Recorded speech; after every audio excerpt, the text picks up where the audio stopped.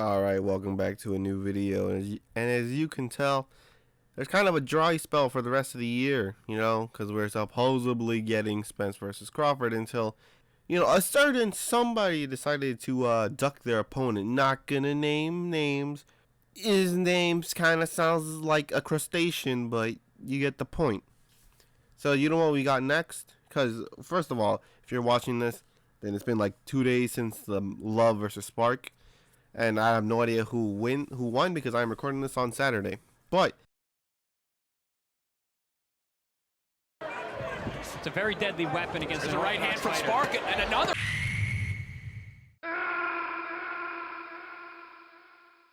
and the next big thing happening, and I kid you not, is an influencer boxing match. That's right, influencer boxing match. And which one is it?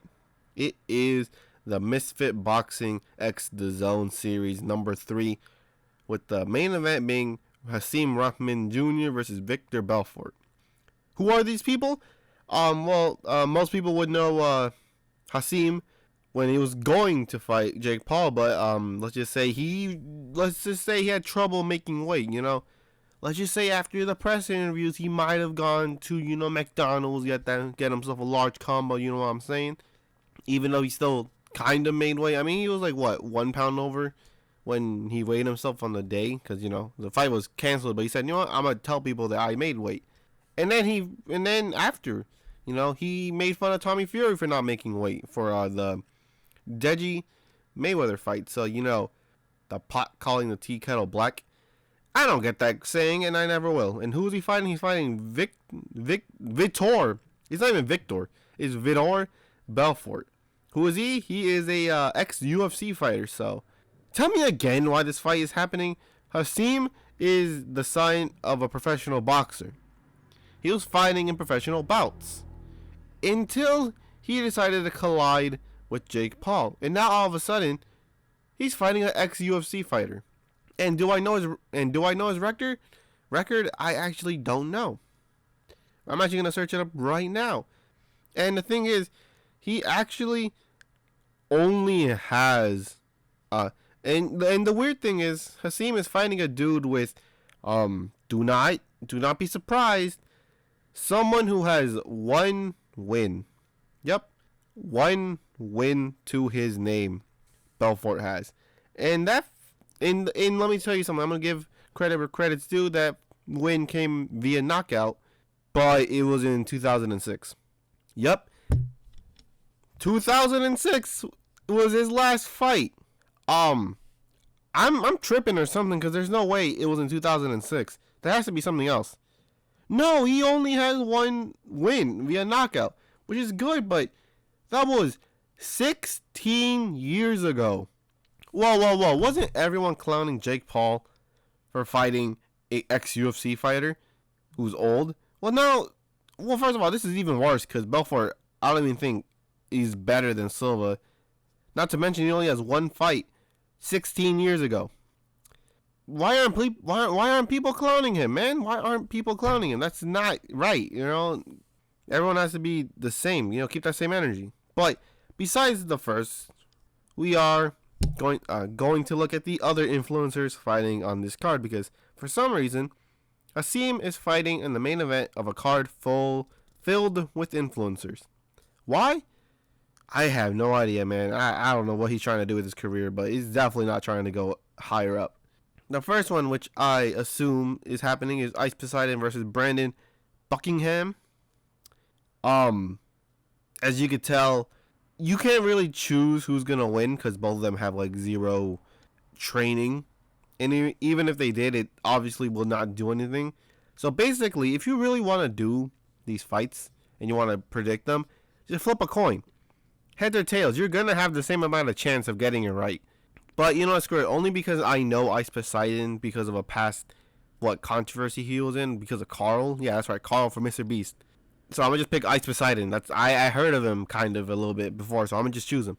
The next fight, which is really weird, is Dean the Great versus Wild Sharks, which is, first of all, that's a really cool name.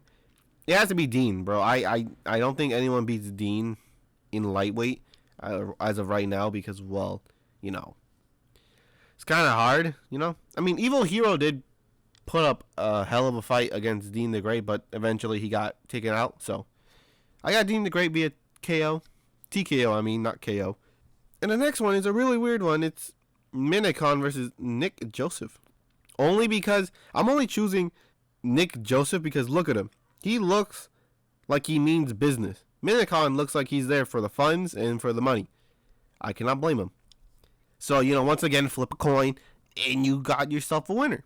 And then we got a really weird one, and that is Fangs versus Gargi.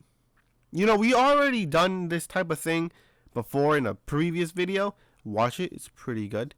But you think, oh, that's just some girl doing cosplay. It's not that weird. You check her page and you're going to be like, yeah, why did I check her page again? Because look at this, man. Ain't no way that, what? Why would you even allow this, man? And I would not, I don't know, man. Something bad about to happen or something. She's about to summon Lucifer or something from the depths of hell. Gonna kill her. Like, bro, like, come on, it's bad news. Who do I got winning? I got Fangs, low key, only because I feel like, I don't know. I just have a gut feeling, right? And hopefully that gut feeling is correct. And then we got another fight, which actually has someone that fought before. King Kenny, who, you know, lost his fight with Face Sensei, but they gave him the win. You know, just saying. And him losing isn't up for debate. Like, literally, mathematically, like Albert Einstein type stuff. He couldn't have won the fight, but whatever, man. They gave him the fight because it's in the UK, bruh. The UK got, like, the worst decisions. People be like, oh, look at these decisions, like, it's, like, American or something. But no, look at the UK, bro. They worse. America #1. And then he's facing DK Money, which does know how to fight. So, this is going to be an interesting fight. I got King Kenny by robbery. Simple as that. DK Money's going to put up a hell of a fight, but I got King Kenny. And then we got another one, which I suppose is the co-main event. Josh Bjorkner versus Chase Demore. Once again, flip a coin, but actually no, because I think I might choose Chase Demore, mostly because, well, his name is a little bit easier to pronounce than Josh Bjorkner, and also because he looks a little bit more serious, so yeah, I might take it. And then, of course, we got the main event, which is, of course, a 12-1 fighter. One of his loss came via knockout, so let's say that, you know, let's not forget that didn't happen. Versus a ex-UFC fighter with one win, and that win coming by way of knockout 16 years ago. That's right, 16 years ago. You all know how long that is? Let me tell y'all something. I'm very young. I was 3 when this dude last fought. 3, bruh. Y'all can't make that stuff up. There's no way that Belfort is going to win. There's just no way. Why did you even pick him? You could have picked any other person. You could have picked Woodley. That would have been, no, it wouldn't because it's a heavyweight fight, I think. Woodley would be too fat. But you get the point. You could have picked anyone, and you picked a dude that's 16 years ago. You know how many movies happened by then? You know how many stuff? You know how much things happened 16 years ago? A lot. And he chose him? Why? I have no idea. But whatever, man.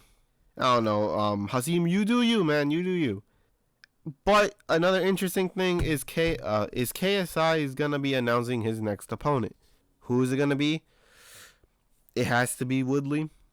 Kind of, because I don't know who else he could fight. He could try to fight Silva again. Take up Jake's sloppy seconds. I mean, then again, Woodley is also Jake's sloppy second, if you get what I'm saying. But at the same time, there's really no one that you could choose anymore, because there's no one famous and someone who's professional. Because Tommy Fury, is definitely not professional. He missed weight by 7 pounds. 7 pounds. That's a whole different weight class. What you talking about, bruh? Not very good. So it kind of has to be Woodley, pretty sure. And also Woodley is a special guest. So, just saying. But no, that's about it. It's a really weird card.